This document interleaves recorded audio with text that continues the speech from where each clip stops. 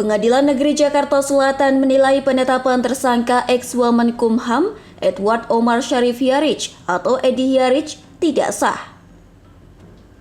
Sebab menurut Hakim PN Jaksel Estiono, alat bukti penetapan tersangka itu tidak sesuai dengan pasal 184 ayat 1 Kitab Undang-Undang Hukum Acara Pidana. Pernyataan itu dikatakan Estiono dalam sidang putusan gugatan pra-peradilan di ruang sidang PN Jaksel Selasa 30 Januari 2024. Hakim sampai kepada kesimpulan tindakan pemohon yang telah menetapkan pemohon tersangka tidak sah dan tidak mempunyai kekuatan hukum. Estiono kemudian menjelaskan selama persidangan pra-peradilan, pihak termohon, yakni KPK, dan pemohon yaitu Edi, memberikan bukti dan saksi. Dari sejumlah bukti yang diserahkan, Hakim menemukan ada sejumlah bukti, berupa berita acara permintaan keterangan berdasarkan surat perintah penyelidikan, bukan berdasarkan surat perintah penyidikan.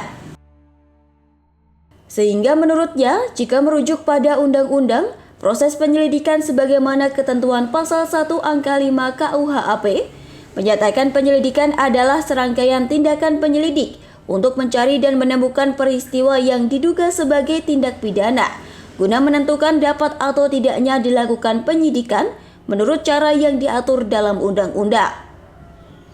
Selanjutnya, Hakim juga mempertimbangkan bahwa oleh karena penetapan tersangka terhadap pemohon dinyatakan tidak sah dan tidak mempunyai kekuatan hukum mengikat, maka kemudian dipertimbangkan petitum permohonan pemohon.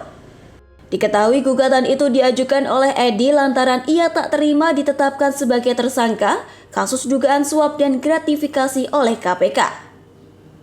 Sebelumnya KPK menetapkan Edi sebagai tersangka karena diduga menerima uang sebesar 8 miliar rupiah dari Direktur Utama PT Citra Lampia Mandiri, Helmut Hermawan.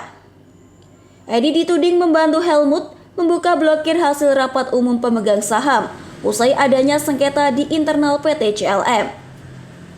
Dalam proses penyidikan, Edi juga disebut menerima uang 1 miliar rupiah dari Helmut untuk kepentingan menjadi Ketua Umum Pengurus Pusat Persatuan Tenis Seluruh Indonesia.